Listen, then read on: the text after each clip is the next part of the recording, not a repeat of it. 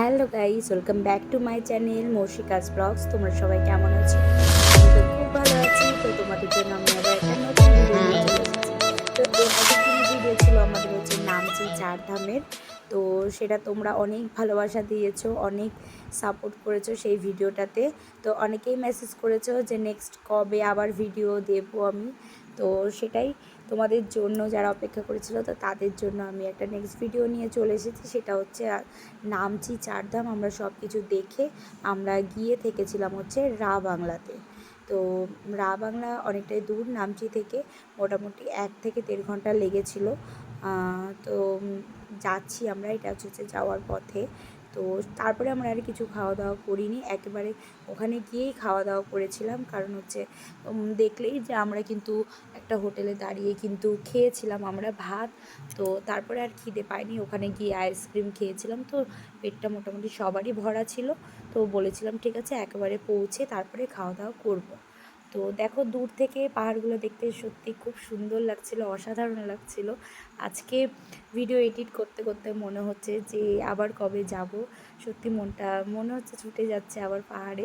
তো জানি না, এবার অনেকবার পাহাড়ে যাওয়া হলো। মোটামুটি আমার এই নিয়ে মানে এই বছরে মনে হয় 5 থেকে 6 বার গেলাম পাহাড়ে শুধু ঘুরতে। তো জানি না আবার কবে যাওয়া হবে, হতে পারে হয়তো 1 বছর পরে, হতে পারে কখনো 2 বছর পরে, কিন্তু যাবই। তো দেখো দূর থেকে পাহাড় দেখতে দেখতে আমরা কিন্তু প্রায় কিন্তু পৌঁছে যাচ্ছি রা বাংলায়।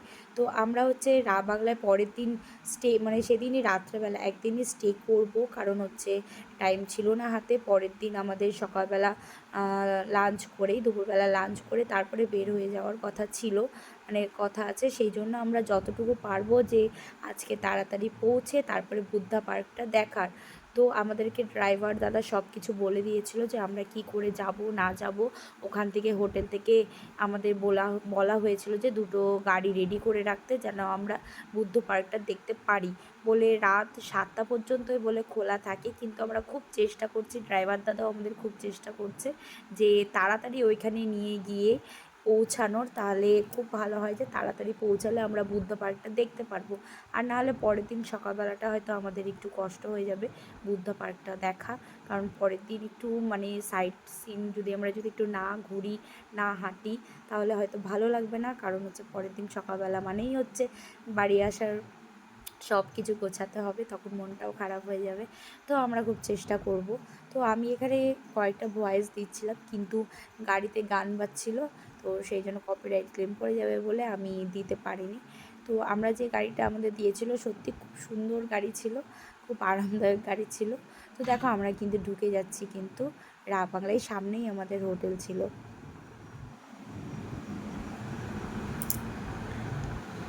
তো দেখো আস্তে আস্তে কিন্তু আমরা পৌঁছে যাচ্ছি। আর এই পিক আপ সিজনে মানে মানে কোনো হোটেলে কোনো একটা রুমও ফাঁকা ছিল না।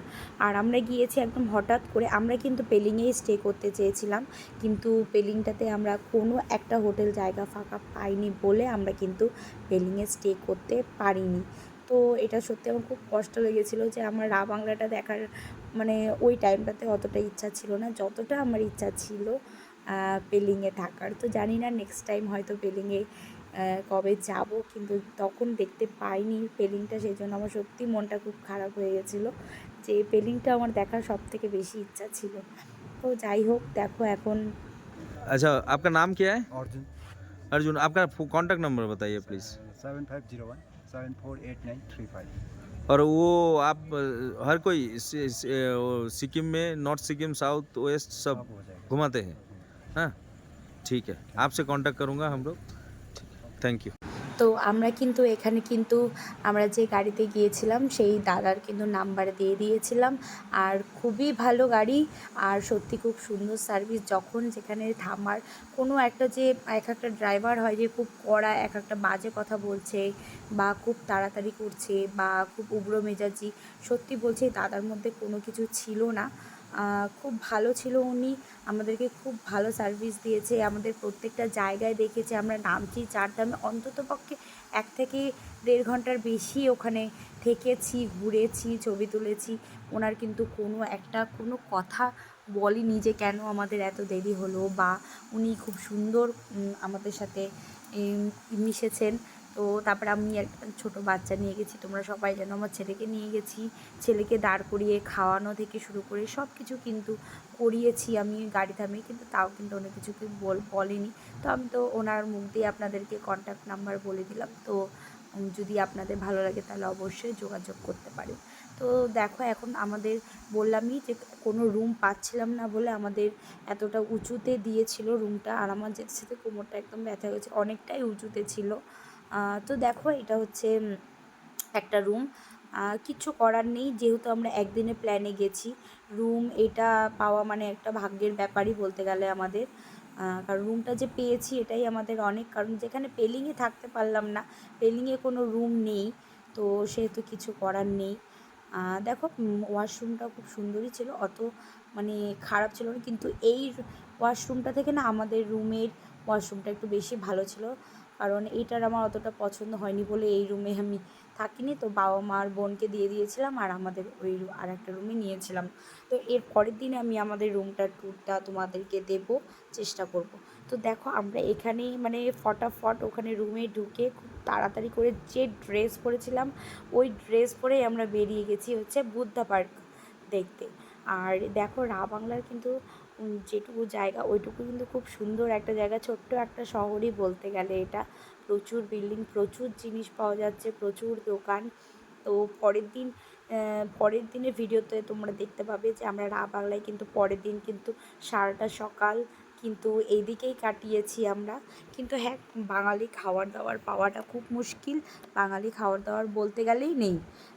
একটা দোকান আছে, তাও মানে আমরা যেখানে থেকেছি সেখানে একটা, কিন্তু বুদ্ধা পার্কের সামনে আমরা বললাম তো হোটেল পাইনি বলে থাকতে পারিনি, বুদ্ধা পার্কের সামনে বলে অনেক সুন্দর সুন্দর হোটেল আছে, খাওয়া দাওয়া বাঙালিদের মধ্যে অনেক সুন্দর সুন্দর হোটেল আছে।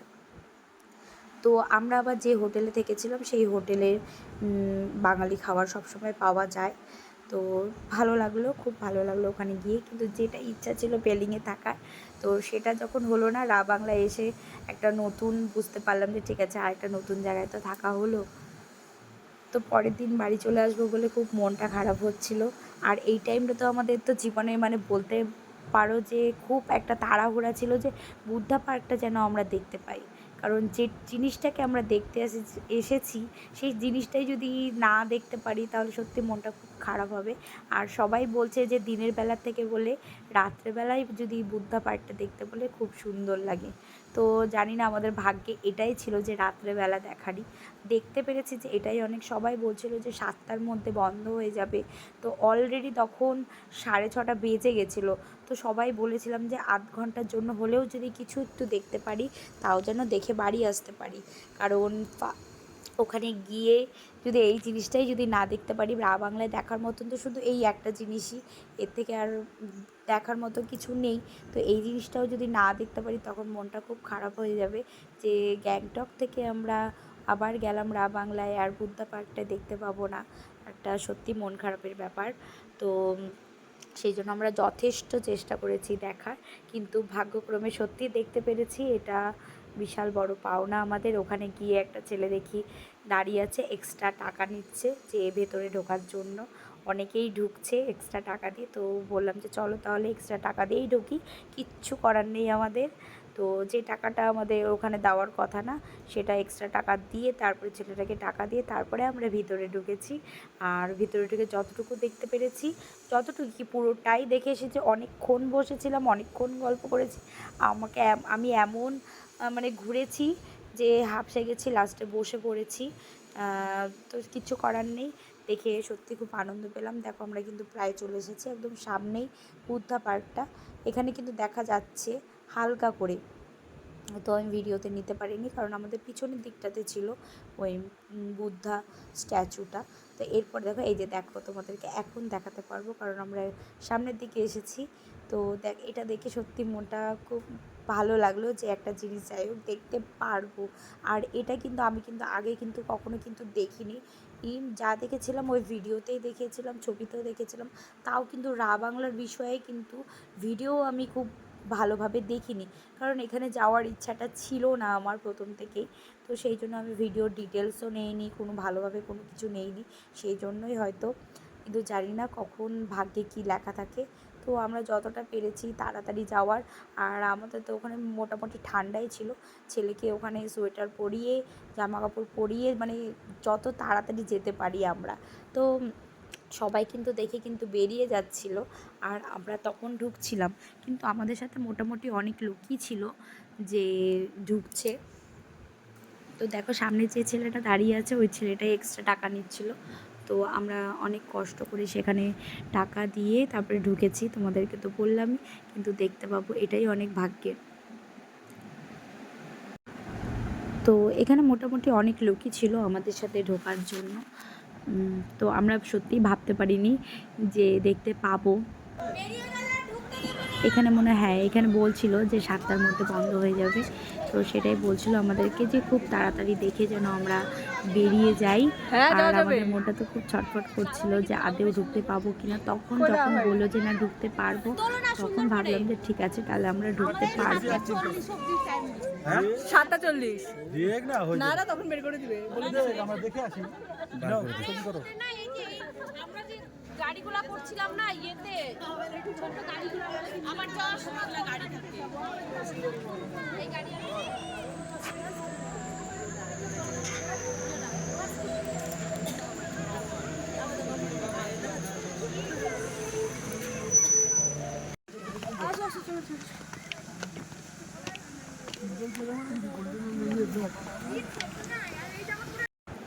তো এখন দেখো আমরা কিন্তু সামনের দিকে এগিয়ে যাচ্ছি দেখার জন্য। দেখতে খুব ভালো লাগছিল দূর থেকে, কিন্তু বিশ্বাস করো আমি কিন্তু ওই ওপরে উঠিনি, কারণ আমি জানি উঠতে পারবো না, কারণ কোমরটা জানি না ব্যথা হবে কি না, সেই কারণে উঠতে পারিনি, কারণ আমার একটু কোমরে ব্যথার প্রবলেম আছে। তো সেই ভয়ে আমি আর উঠিনি। আর তখন মানে কি বলবো, সবাই উঠেছিল, আমি নিচে বসেছিলাম, যে আমি জানতাম যে আমি উঠতে পারবো না, কিন্তু যেখানে ঋষি উঠে গেছিলো কিন্তু সেখানে আমি কিন্তু উঠতে পারিনি। তো যাই হোক, আমি জানি যে আমি একটু হয়তো দুর্বল হয়ে পড়েছিলাম, কারণ সকালবেলা থেকে জার্নি মানে গাড়িতে বসে এসে তারপরে আবার অত দূর ওঠা আমার পক্ষে সম্ভব ছিল না। কিন্তু একেবারে ওই ওপরে ওঠা যায়, কাছ থেকে ছবি তোলা যায়। হ্যাঁ পরে ভিডিও আছে মনে হয়, যেহেতু ছেলে গেছিলো, তো হয়তো ছেলে আর ছেলের বাবা গেছিলো, দুজনই গেছিলো, তারপরে বাবা মা বোন 3জনই গেছিলো ওরা, তো হয়তো আছে ভিডিও। তো দেখো বেশি লোক ছিল না, কারণ লাস্টের দিকে তো যারা আগে ঢুকেছিল তারা হয়তো কয়েকজন ছিল, আর লাস্টে আমরা বাড়তি টাকা দিয়ে যারা ঢুকেছিলাম তারাই।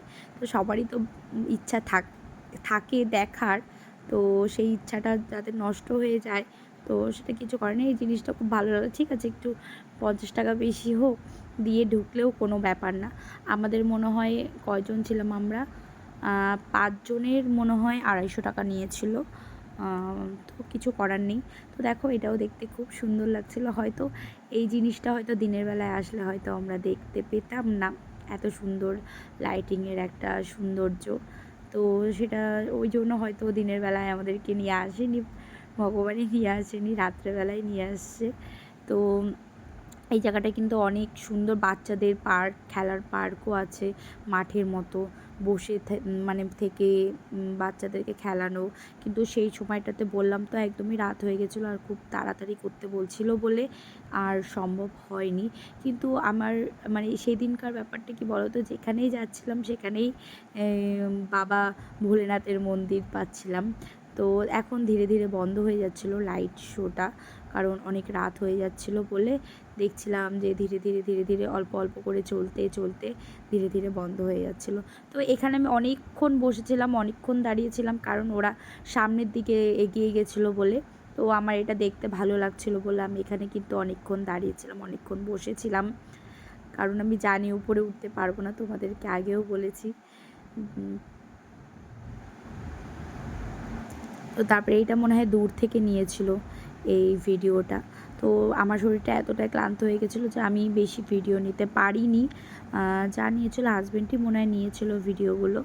তো এখানে কি অনেক প্রবলেম হয়েছিল, আমার যে ব্লুটুথ স্ট্যান্ডটা ছিল সেই স্ট্যান্ডের চার্জার নিয়ে যেতে ভুলে গেছিলাম, তারপর চার্জ হচ্ছিল না, তো সেইটুকু মানে এইটা এইভাবেই মানে হাজব্যান্ড যতটুকু পেরেছিল ভিডিও করেছিল, কারণ ফোন সারাদিন এত হাতে নিয়ে কিন্তু ঘোরা যায় না, হাতে নিয়ে কখনো ভিডিও করা যায় না এতভাবে।